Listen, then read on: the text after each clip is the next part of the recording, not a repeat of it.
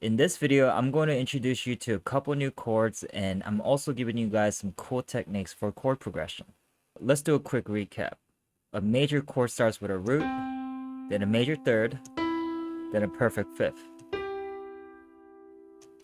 A minor chord starts with the root, then a minor third, then a perfect fifth. A diminished chord is a root, then a minor third, and then a tritone, which is a semi-semitone up from the root. Also, you can think of it as stacking two minor thirds on top of each other. An augmented chord is a root, then a major third, and a minor sixth, which is 8 semitones up from the root. Another easy way of thinking about the augmented chord is having two major thirds stacked on top of each other. Another easy way of looking at diminished chord is by creating a minor chord and lowering the fifth by 1 semitone. And an augmented chord is like a major chord where you raise the fifth by 1 semitone, like this. We briefly went over diminished chords in our previous chapter. When you notate it, you use the minus sign. So if it's a D diminished chord, it would look like a D minus. And with an augmented chord, you notate it with a plus symbol, so D augmented would be D plus. When do you hear augmented chords? You definitely won't be hearing it much on hip hop, trap, and pop. You might hear it sometimes on jazz and R&B. This is a chord you hear on a cartoon when something mysterious is happening. So you won't come across it often, but I just want to explain it to you so that you don't get confused when you come across these chords. For diminished chords, you can definitely hear them on a couple of different genres like trap, R&B, and lo-fi. For trap, it's really good if you want to create that dark sound because of the tritone. You won't often hear diminished chords being used in a major key, but it works very well with minor keys. So let's say we're in a key of D minor. One of my favorite chord progression involving the diminished chord is the 1-4-2-1 chord progression, which sounds like this. So it goes from 1, 4, 2, back to 1.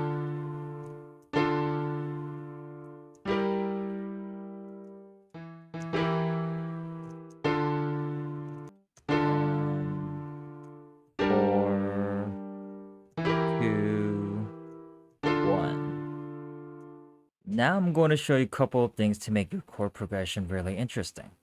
The techniques that I'm going to show you right now are passing chords and harmonic rhythm. Okay, so let's start by working in C major. I'm going to start with 4 chords, which is F major chord, C major, A minor, G major chord. A passing chord is very similar to a passing note. It's a chord that is used to help you move to another chord. So what I'm going to do is listen and find a good place to put our passing chord.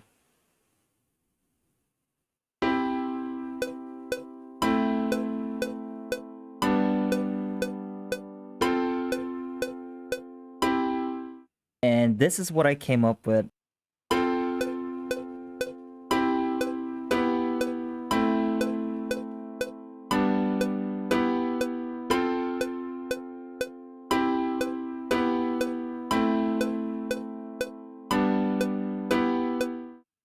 Let's try this in a minor scale. I'm going to be working with an F minor, and we're going to start with 1.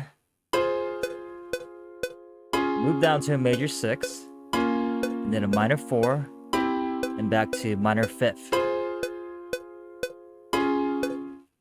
Now let's talk about harmonic rhythm. This is a really easy concept. Harmonic rhythm is just the rhythm of your chord progression. So right now, when I play this,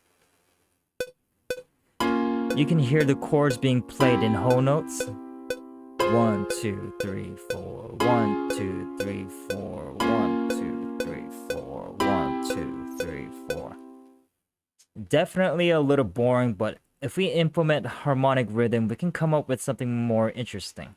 So one of the most common rhythm is where you have the first chord playing for 3 beats and the second chord playing for 5 beats.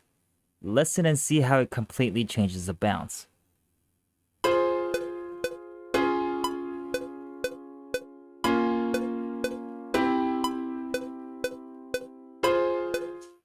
You can also do something like this where you make the first chord 5 beats long and the second chords for 3 beats. This is also very popular.